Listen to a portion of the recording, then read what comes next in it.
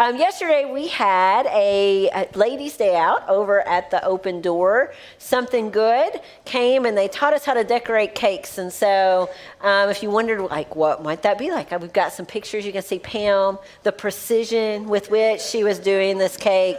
Like, she was asking questions and doing things ahead of schedule.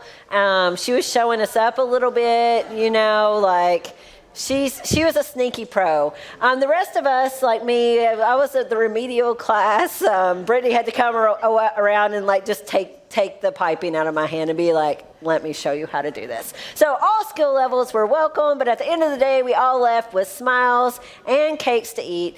We should have brought some to share with you all today, but I'm sorry. We're eating them by ourselves. It's okay. So we plan to do some other fun things like this in the future, but I appreciate everybody that was able to come and be a part. Let me ask you a question. Whenever you flip on the news these days, what is the feeling that you are left with as you flip the news back off? Anxiety? Distress? Oh man, there's a lot of feelings very quick. Regret? Why did I turn it on? Yes. I heard somebody else's voice over here. Regret? They said disgust. Dread? Hopelessness? You can't say the word in church? Okay. I understand. Let's see. Deja vu. Yeah, haven't we been here and done this before? Yeah. I'll be honest with you guys. When I turn it on, it feels heavy to me. I can walk away feeling kind of depressed, down. It can be hard to see the good. There's so much brokenness. There's so much conflict, there's so much division, there's so much anger. It can be overwhelming for us. However, there has been one story recently that has really inspired me and has given me hope.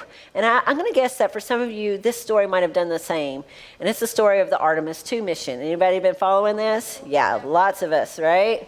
Some of us because we've had to for school probably, and maybe it's not as fun. But I, along with people around the globe, were captivated from the first moment of takeoff until they splashed back down into the Pacific Ocean. Something that was so significant that they even stopped some of the Major League Baseball games so that people could watch it on the Jumbotron. How often do we have events that uniting that they'll do that? But what made it extra special is that this crew, through technology, was able to take us along on this mission with them. And they were able to offer us this unique perspective of our world. It's gorgeous, isn't it? On Easter Sunday, an interview was being done with the crew. And I want you to hear what the pilot of the crew, Victor Glover, what he had to say. I don't have anything prepared. I'm glad you brought that up, though. I think these observances are important. And as we are so far from Earth and looking back at, the beauty of creation, I think for me, one of the really important personal perspectives that I have up here is I can really see Earth as one thing. And, when I read the Bible and I look at all of the amazing things that were done for us who were created, it's, you have this amazing place, this spaceship. You guys are talking to us because we're in a spaceship really far from Earth, but you're on a spaceship called Earth that was created to give us a place to live in the universe, in the cosmos. I think maybe the distance we are from you makes you think what we're doing is special, but we're the same distance from you. And I'm trying to tell you, just trust me, you are special. In all of this emptiness, this is a whole bunch of nothing, this thing we call the universe. You have this oasis, this beautiful place that we get to exist together. I think as we go into Easter Sunday, thinking about all the cultures all around the world, whether you celebrate it or not, whether you believe in God or not, this is an opportunity for us to remember where we are, who we are, and that we are the same thing and that we got to get through this together. From their vantage point in space, they were able to plainly see something that it's easy for us to miss when we're here in the messiness of Earth. And that is that this world is a gift. I want you to hear again what he said. He said, you are special in all this emptiness. This is a whole bunch of nothing in this thing we call the universe. You have this oasis, this beautiful place that we get to exist together. And here's the thing, like this goodness that he is naming in this moment is not something that just sprung into existence whenever Artemis went into space. No, this goodness has always been here. It's always been the case. Nothing about the earth had changed. What had changed was their vantage point, their perspective. And suddenly what the crew could see was what had been true all along. Their shift in perspective helped them to see this goodness that is already and always here, even in the midst of all of the struggles and the strife that can really demand and soak up all of our attention. Now, most of us will never have the luxury of jumping on a spaceship and going off into space every time we need a shift in our perspective, right? Like, anybody have a spaceship in their backyard that they can just take out whenever they want? Sarah, you got one? Okay. I'd like to go for a ride if you got one. But here's the good news, you guys. God in his grace, he has given us a way to change our vantage point whenever we need, anytime, anywhere, no spaceship required. And it is the practice of gratitude. Gratitude is an attitude. Gratitude is an attitude that enables us to experience life as the gift that it is. It does not change our circumstances. Guys, the reality is there's always going to be hard stuff. There's always going to be challenges. There's always going to be brokenness and messiness. Gratitude doesn't change those circumstances, but what it does do is it changes our sight. It enables us to see the good that's right in the midst of all of that. The Apostle Paul, he challenges us, followers of Jesus, to see our lives through this grateful perspective. He does this in lots of his different letters, but today we're going to focus in on one passage in particular found in Romans chapter 12. Now, before we go straight to that little passage, though, I want us to zoom out and for us to understand what Paul's been arguing right up to this point so that we can truly understand what he's getting at here. For 11 chapters, Paul has been talking to us about what God has done for us. He has pointed out how all of us, every single one of us, has missed the mark. How all of us, every single one of us, has at times chosen a way that leads away from life.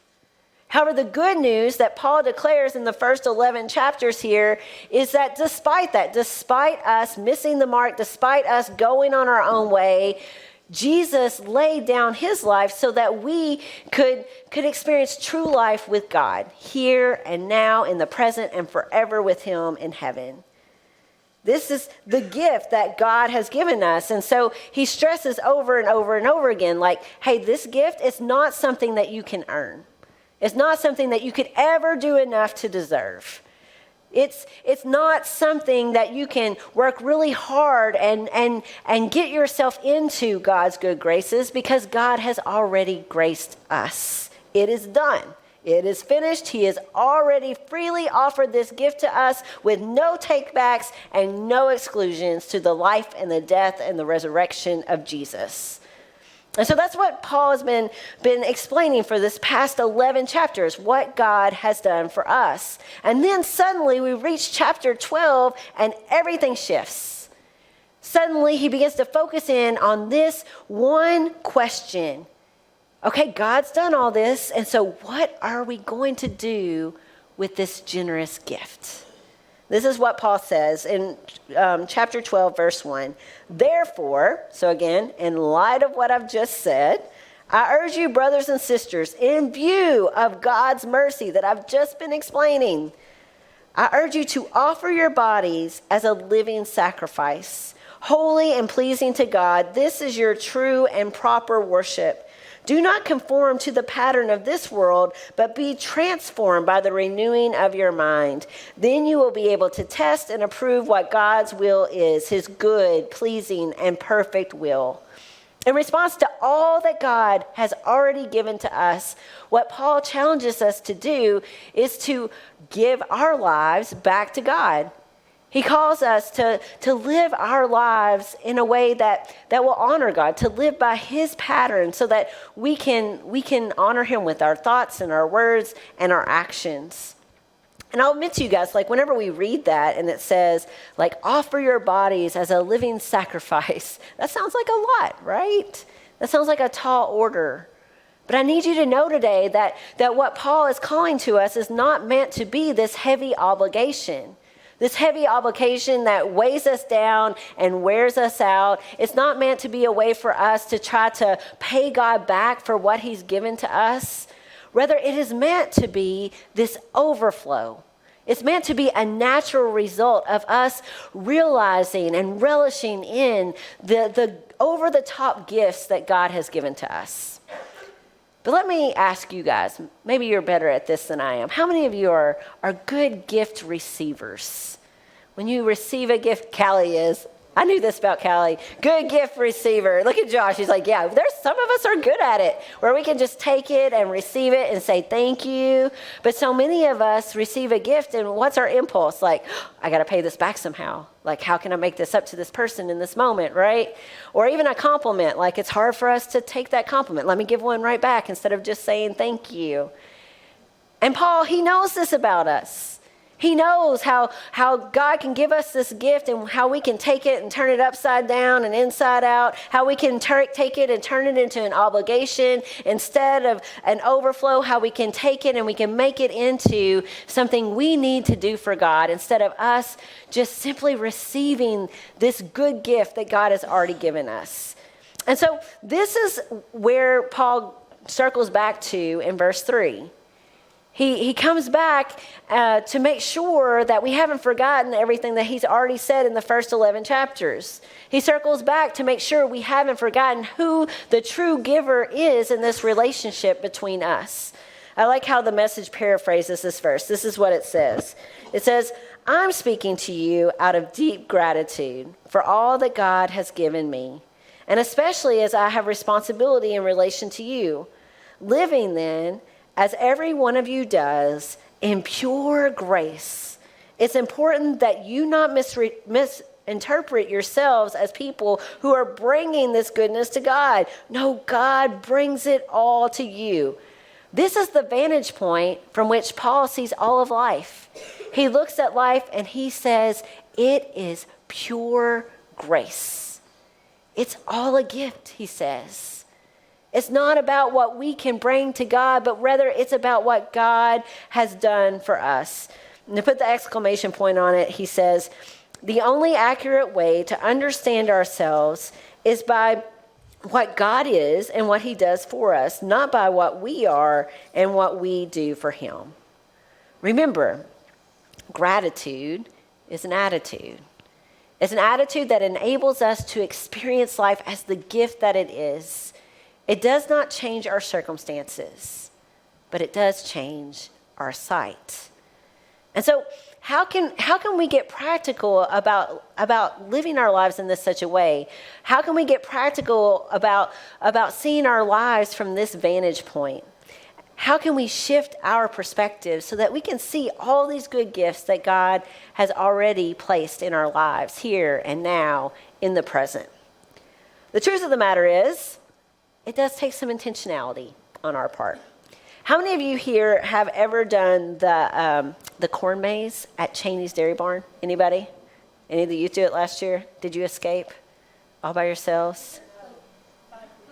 You did it what? I did it like 5 years ago. 5 years ago? Were you super fast? Yeah, you're super fast. I got stuck there. She said, I got stuck a few times. Andrea, are you good at these things? No, I took my class and I was concerned I might never get some of it back. There you go. I get it, y'all. This thing's challenging, right? Like, I mean, it's so cute up here from the sky. You see the brochure, you see the pictures on Facebook. It's like, that's adorable. Of course I want to go and do that. And then you get there. We got alarms going off. And then you get there, and all you see is corn and dead ends, right? You start into this. This is what you're seeing. This is an actual picture here. And it's frustrating. It's disorienting. But they have these places where you can climb up, right? And whenever you climb up there, everything changes. Suddenly, like, you can see the path forward. You can see where you're going. It's the same maze, but it's a different perspective. When you change your vantage point in the midst of all that messiness, like, it gives you hope. It gives you encouragement. It helps you keep going on. But you got to climb up there to see the view, right? And so in a similar way, gratitude doesn't necessarily just spring up in our lives. I think a lot of times we're waiting for gratitude to just magically appear. But rather, it's this perspective that we have to choose to see our lives from. It's about learning to look for God's gifts, trusting that they are indeed there, even in the midst of the very ordinary and mundane, and especially in the midst of all the hard and the difficult things. It takes some practice, which means it might feel a little awkward at first, which means it's going to take some repetition for you to start to feel like you have any skill at it, like it's even doing anything in your life. But the more we practice it, the more we find ourselves experiencing life as the gift that it is. Today, I wanted you to hear about like what it looks like for us to live into this practice, not just in theory with like 5 great steps to a more grateful life or whatever. I wanted you to hear it from an expert, like somebody who I feel like really embodies this practice. And when I think about people who live their lives with gratitude, Brittany Harris, Urals youth leader here, like she is an expert. And so she's going to come and I'm going to interview her today and we're going to hear from her. What was that? Yeah. Right now, as me and Brittany sit down, we are grateful for the chairs we're sitting in because last time we sat in, you see these chairs back here? We sat in these chairs and we fought for our lives the entire time we did the interview. I was like sliding off of it. I wasn't quite tall enough, I don't think. I don't know. Yeah. You're taller than me. I don't know what to work for you. But like an inch. Well, Brittany, thank you for agreeing to do this, first of all. And I'm curious, like, there are some people where I think, like, being grateful comes very natural. And then for others of us, it's more difficult. It's a challenge. So for you, was gratitude something that you just always always practiced, or was it something that you had to learn how to do in your life? So I would say I do it all the time, every single day. And right after the 9 o'clock service, Lynn Croxton came up to me and said, I agree that joy comes from gratitude, which that makes sense to me.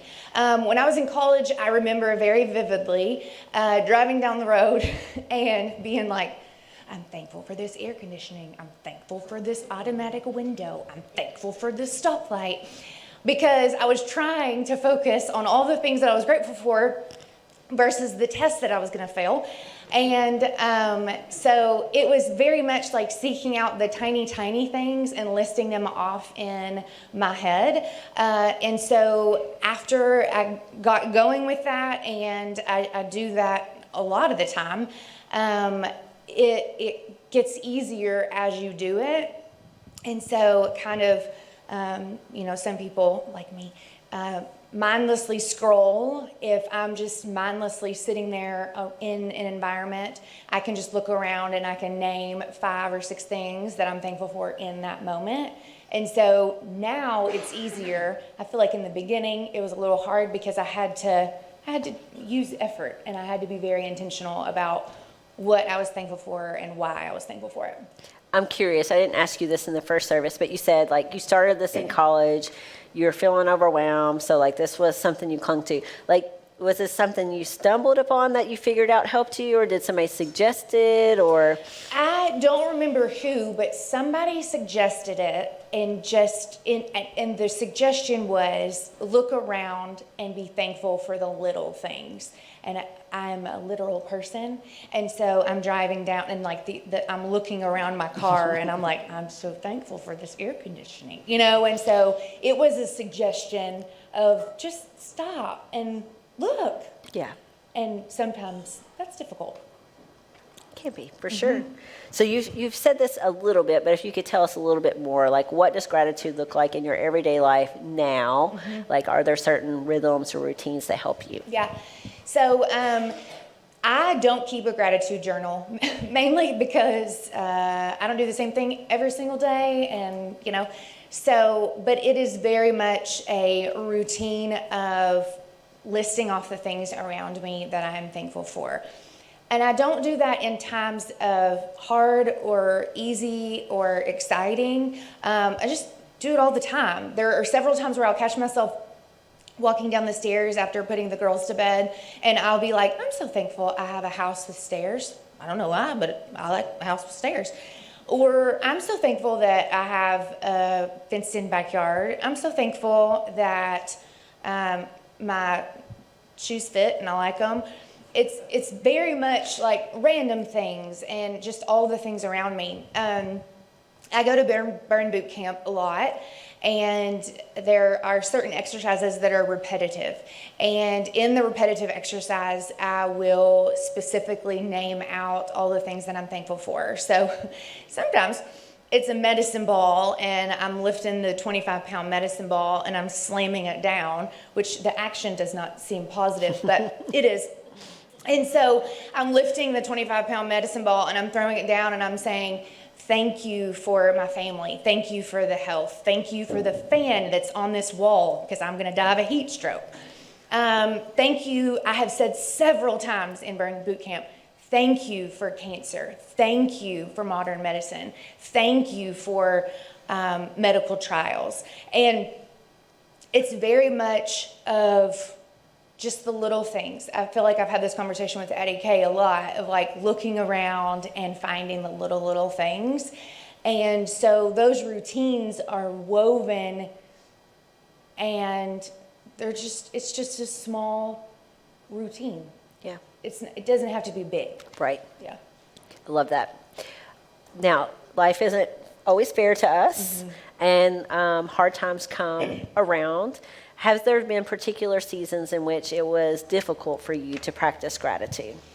So I think the answer to this one, I think it should be the opposite. Because when somebody is having a hard time and it's, you're down and you can't see the good, that's when I think it's the easiest to find the good. Because I seek to find the silver lining in everything. The times that I feel that it's harder to find the things that I'm thankful for or have gratitude is the good times, because everything is good and it's joyful and we're happy and everybody's doing great. And so I think highs in my life, it was harder to find the good because it was so good, versus when it's low, whether it be a loss or even just having to have a hard conversation or treatment or anything like that, that's when, for me, it's easier to find it because I can pinpoint, I'm so thankful for this nurse. I'm thankful for this person standing in front of me that is being kind to me. And so for me, it's easier when it's harder. Yeah. I think you're right. Like when things are going well, it's easy to take it for granted or to think that we've got it under control or we've got this all by ourselves. But in those difficult times, we're I guess more open to seeing the gifts that are around us. Yeah. How has gratitude changed the way that you see God? I would say it shows me how he is everywhere, in everything, in everybody. No matter if you like the person or not, or you agree with, I don't know, anything, there's good in them. And just stepping outside and listing 5 things just that you see with your eyes, and then actually thinking about those things. You step outside and you're like, I'm so thankful for this tree. It's a beautiful tree. That tree gives shade. That tree is beautiful.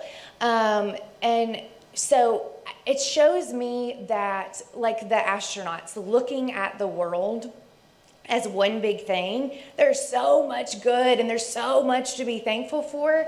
And so when you have gratitude and you're thankful for the little things, it shows how much you have. And so I think I'm so thankful, and so I innately, I want to I want to give others what I have. Like, I want you to have a good time. I want you to be happy. I want you to have a good day. And so it changes the focus of, I want you to see it. And so I want to show you. And so Yeah. it changes that perspective. Yeah. And that really leads into the last question. Yeah. Like, how have you noticed gratitude lead you to generosity Yeah. toward others? Yeah, and so definitely, I want to share and I want to find the silver lining, and I want everybody to have a good time. But it changes my availability to give generosity because I am so thankful for what I have. One thing, somebody told me really early on in cancer treatment, when somebody offers you something, you say thank you, and that's it. You don't owe them anything. And it was bless them by allowing them to bless you. And so that was really, really hard for me. It was really hard for Evan, and it was good. It was good. We were blessed so many times by so many different things. But that feeling of accepting it gives you the availability to, when you feel that you want to bless somebody or you want to show somebody, you can, because you recognize the magnitude of it, whether it be big or small. Yeah. Is there anything else you would want to teach us about gratitude today? Start real small, y'all. Like, walk outside and look around and be like, ooh, I'm glad for that mulch right there, because if that mulch wasn't there, those weeds would be there. Okay? Or get in your car and look around. I'm thankful for heated seats because it was cold this morning coming in. Okay? And so it doesn't have to be big. It doesn't have to be a lot. I have, commitment issues. I don't like big things to be commitment to. And so if you just look around and find the smallest thing, it can possibly change the way that you do your daily life. Awesome. Thank you, Brittany. Let's thank Brittany.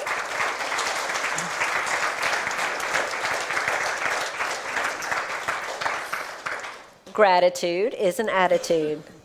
Brittany has an attitude. It's a good attitude. It brings a lot of joy to others. But gratitude is an attitude that enables us to experience life for the gift that it is. It doesn't change our circumstances, but it changes our sight. And so today we're going to give this practice a try together. We're going to create some space for you to look around, to name some of the good gifts that God has placed in your life. But I thought I'd go first. How about that? I am grateful for you, for this community of faith. Not necessarily as your pastor, of course. I'm always grateful to be your pastor, but even more so as a participant in this community. Like this community has blessed me and my family in immeasurable ways. I can't even begin to count them. It's been a challenging year for my family. My mom's here today, and I don't know how we would have done this year without you all. But it's an honor to have a front row seat to get to watch you all coming fully alive in your relationship with Jesus. It's an honor to be a person who's being shaped by you all, who's becoming more fully alive in my relationship with Jesus because of you all. It's an honor to get to watch you all be who you are and go out into our community and transform it as you're serving Jesus. As you do that here in these walls with our kids and with people who are walking through hard things, greeting people at the door, as well as serving meals on Saturdays and going to be mentors in our public schools and just showing up and being a light in your workplaces and in your homes. I'm in awe, and I thank God every single day for what he's doing in us and among us. But I'm also super grateful for all the faithful people that came before us that have made this community possible. I'm grateful for a Sunday school class back in 1907. That was a long time ago. There's a real photo somewhere, but I don't have it. So this is a nice painting we have of it. But there was a Sunday school class from State Street UMC that wanted to meet on what was then the edge of town, which is the bypass, y'all, where the Taco Bell is. that's where they started to meet, and they did start inviting more people in. And the result was that one of the gentlemen, his name was R.A. Allison, he went to the floor of the Kentucky Annual Conference and he said, "Give me $500 and a church will be built." And I'm grateful that they gave him that $500 because a church indeed was built. I'm grateful for the people who years later, when the bypass got a little too loud, honestly, who moved our church to its current location on Melrose Street. Now that was a church built in the 60s, right? Can you tell? Late 50s, early 60s.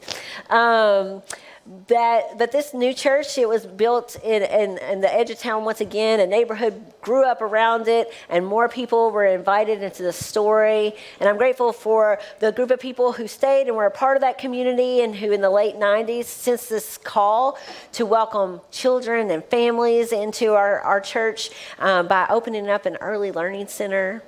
I'm particularly grateful for a group of people who worshiped right here in this very sanctuary where you are now, when it was called Greenwood UMC. They dwindled to about 12 to 15 people who were worshiping here. But they saw how this community was exploding around them, and they said, "You know what? We are willing to do absolutely anything, including give up our name, give up our preferences, give up our unique identity, so that the neighborhood that is growing up around us, so that the families will be able to come in and have a place to worship." And they did, and the result is that our two campuses came together to form this new place together. We are here because generation after generation after generation has chose to see their lives as a gift. And then they've been willing to offer what God has given them back to Him. We stand on their shoulders, and I'm grateful now that you and I, we get to be a part of their legacy, of creating more space yet again for more people in our growing community to come in as we open up our early learning center as part of our dream, and expand the space for the kids who are beneath our feet that are busting at the seams, and create a larger worship space as well. All of that is inspiring based on where we've been and what God has in store for us. I just feel grateful. So grateful. Grateful for you. Grateful for this place. Grateful for this opportunity. And so how about you? Like, what are you grateful for? You have a leaf in your seat. And if you don't like the color of your leaf, you can pretend like you're at the lunch table and you've got the bag of chips you didn't want, and you can trade it with your neighbor. But as the band comes back in place for us, we're going to take a moment to practice some gratitude. There's also pins in your chair. You might be sitting on it. But let's come before God for just a few moments and allow Him to shift our perspective. Let's allow Him to open up our eyes to see all the good gifts that He's already placed before us. I know it might sound super simple, but you guys, like, this simple action holds a lot of power. It is how God literally begins to retrain our sight. And so as those places, those gifts come to mind, just take a moment to write what you're grateful for on your leaf. And then after the band's played for a few moments, they're going to invite you to come up. There's little clips, and you can clip what you're grateful for here on this tree. You guys, before we started at 9 o'clock, this tree looks really sparse. It looks pretty empty. But as you can see, it's already starting to reflect the fullness of all that God has given us. And so may that be what we sense as we go through this today, just the fullness that God offers every single one of us. Again, gratitude is an attitude that enables us to experience life as the gift that it is. It doesn't change our circumstances. It changed our sight. So let's pray together. Lord God, we are grateful. Grateful knowing that every good gift comes from above. Every gift comes from you, God. And so, God, as hard as it is for us to just receive that gift and say thank you for it, and not try to somehow repay you or make ourselves worthy of it, God, today I pray that we would indeed just say thanks. That we allow ourselves to just receive it, and relish it.